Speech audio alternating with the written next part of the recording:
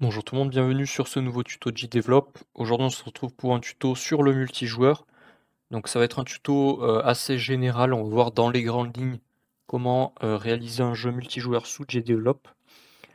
Donc j'ai créé une scène avec des boutons. Nous ce qui va nous intéresser c'est lorsque l'on clique sur le bouton Start, ça nous dirige vers le lobby. Et donc lorsque on est connecté et qu'on lance la partie, on arrive sur la scène 1 et on a 2 joueurs, heu, avec, donc le joueur 1 qui contrôle le joueur 1 et le joueur 2 qui contrôle le joueur 2. Donc je vais vous montrer comment, réaliser tout ça. Donc première chose à faire, ça va être, de créer un nouvel événement avec pour condition le lancement de la scène. Donc au lancement de la scène, on va, donc pour accéder à tous les événements, liés au multijoueur, vous avez juste à taper multi dans la barre de recherche ici. On va faire, et beh, je la trouve pas. Donc je vais taper authent. Ouvrir la fenêtre d'authentification, non c'est pas ça. Afficher la bannière d'authentification, voilà. Donc affiche une bannière d'authentification en haut de l'écran du jeu pour que le joueur puisse se connecter. Donc très important. Donc il faut savoir que lorsque vous allez utiliser les fonctionnalités multijoueurs, il faudra que tous les joueurs aient un compte JDevelop. C'est obligatoire. Donc lorsque vos joueurs ont un compte sur JDevelop, ils seront amenés à se connecter au lancement de la scène. Et comme ça, leur compte sera utilisé pour la connexion. Donc ensuite, on va ajouter un nouvel événement. On va dire lorsque le bouton Start est cliqué, on va ouvrir le lobby. Donc Open Game Lobby ici.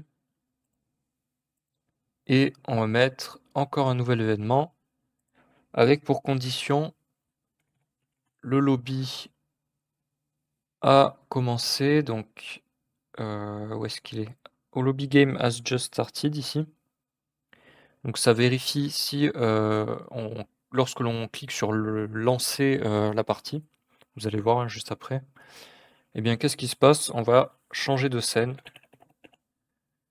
changer la scène, et donc scène 1. Donc là déjà on peut tester, voir ce que ça donne. Donc pour tester, vous pouvez lancer deux fenêtres en cliquant sur la petite flèche ici. Vous allez faire lancer l'aperçu dans deux aperçus dans deux fenêtres ici. Et donc là, on a deux previews. Bon, ça va utiliser votre compte pour se loguer. Donc vous n'aurez pas besoin de créer un nouveau compte ou quoi. Avec un seul compte, vous pouvez tester deux joueurs, voire même trois ou quatre. Donc là, je clique sur Start, et là aussi. Et donc ça me connecte au lobby. Donc il faut savoir que par défaut, avec la version gratuite, vous avez le droit à 3 lobbies de chacun 4 joueurs. Mais si vous prenez le premium, vous pouvez avoir droit à plus de lobbies et je crois un nombre illimité de joueurs. Donc là, je vais join le lobby 1. Donc là, on voit que le joueur 1 et le joueur 2 ont bien rejoint le lobby. À savoir que chaque lobby dispose d'un host. Donc le host, c'est la personne qui va être maître du lobby, entre guillemets, qui va host la game également. Donc c'est lui qui va être chargé de lancer la partie. Donc là, si je fais Start Game ici, ça va lancer la partie pour les deux joueurs. Et donc là, on arrive sur notre scène 1. Voilà, donc maintenant on va rajouter un joueur pour chaque joueur, un joueur visuellement. Hop, je ferme ça. Donc petite précision, si vous allez là et que vous allez dans tableau de bord du jeu, puis que vous allez dans multijoueur ici, vous pouvez paramétrer le nombre minimum de joueurs pour démarrer le lobby, le nombre de maximum de joueurs par lobby. Donc là je ne pourrais pas mettre plus de 4 parce que j'ai pas payé l'abonnement. Et vous pouvez autoriser ou non les joueurs à rejoindre après le début de la partie. Donc si vous cochez cette case, lorsque le host aura lancé la partie, d'autres joueurs pourront se connecter à la partie après que la partie ait été lancée. Donc je vais fermer. Maintenant, je vais aller sur ma scène 1 et on va créer 2 joueurs. Donc, player 1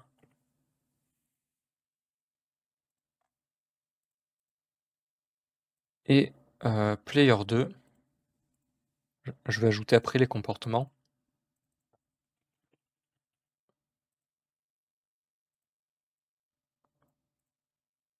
Donc, je vais mettre une autre couleur pour qu'on puisse les différencier. Donc, je vais mettre mes 2 joueurs sur la scène. Alors, celui-là, il est plus gros, je sais pas pourquoi.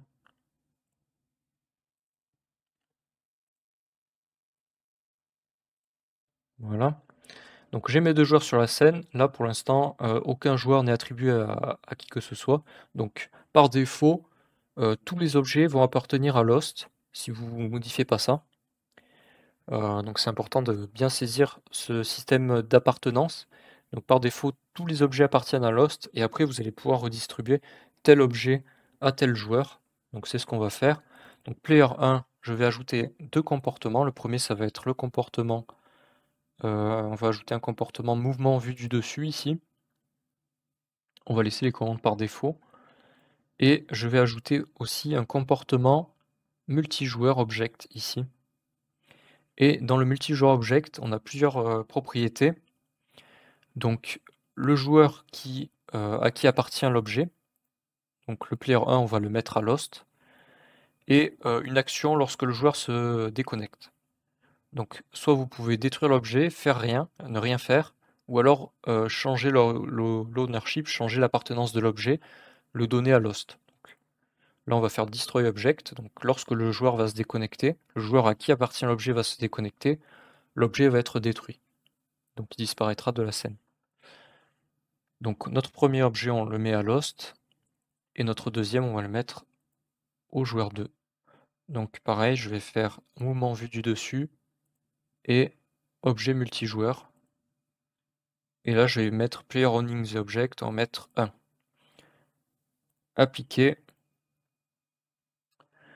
Donc là, déjà, ça devrait à peu près fonctionner. Donc on va lancer ici. Donc très important, vous ne pouvez pas lancer l'aperçu ici, puisque là, vous n'allez pas avoir la création du lobby.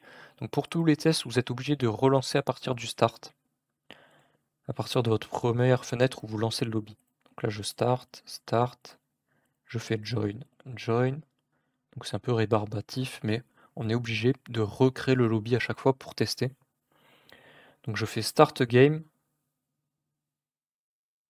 Et donc là, j'ai mes 2 joueurs. Si je me déplace ici, donc là, on voit qu'il y a un petit souci. C'est Lost qui déplace les 2 joueurs. Et là, sur le joueur 2, je peux rien déplacer. Je crois savoir pourquoi. C'est parce qu'en fait, dans Player 2, ici, comportement, Player owning the object. Alors, je sais pas si c'est un bug ou si c'est voulu, mais le Player 1, ça correspond à Lost. Vous êtes obligé de mettre Player 2 ici. Donc, je sais pas trop pourquoi. C'est un peu bête puisque vous avez hot 1, 2. Mais en fait, 1 et hot, c'est la même chose. Donc, vous êtes obligé de mettre 2 ici. Donc, je sais pas si c'est normal ou pas. Ou si c'est un petit bug qui sera corrigé dans une prochaine mise à jour. Donc je vais relancer l'aperçu pour vérifier que ça fonctionne bien maintenant.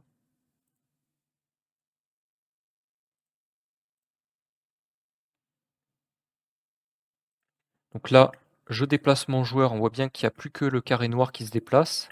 Et si je descends vers le bas, hop, on voit sur la deuxième fenêtre qu'il y a bien le joueur qui est synchronisé. Maintenant, si je vais là, je peux bien déplacer le carré rouge et je peux monter au-dessus de la fenêtre, là on le voit. Vous voyez, donc c'est bien synchronisé sur les 2 fenêtres.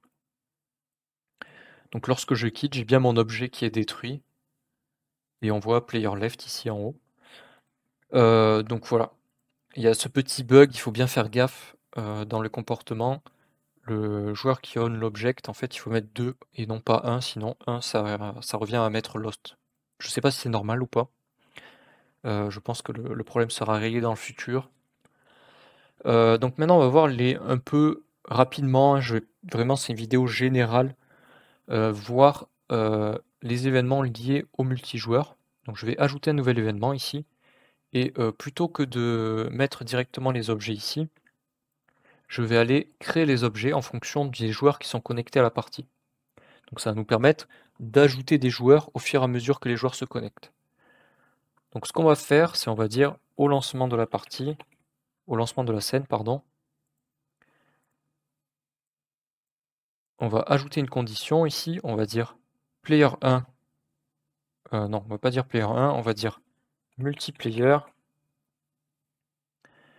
Donc player is host ici. Donc là, vous voyez, il y a marqué player 1 is the host, donc c'est peut-être normal que le joueur 1, ça soit le host. Je sais pas. Player is the host, ajouter une action, player 1, créer un objet, position X, on va mettre un truc, j'en sais rien, 200, 200, c'est pas très important. Et on va mettre, hop, player 2, non pas player 2, pareil, je fais la même erreur. Multi, player is connected ici, on va dire player 2 is connected, création de l'objet player 2, à la position, on va mettre 400, 400. Voilà, donc là, si on lance la scène et que dans le lobby il y a 2 joueurs, normalement les 2 objets devraient être créés. Donc on va vérifier ça tout de suite.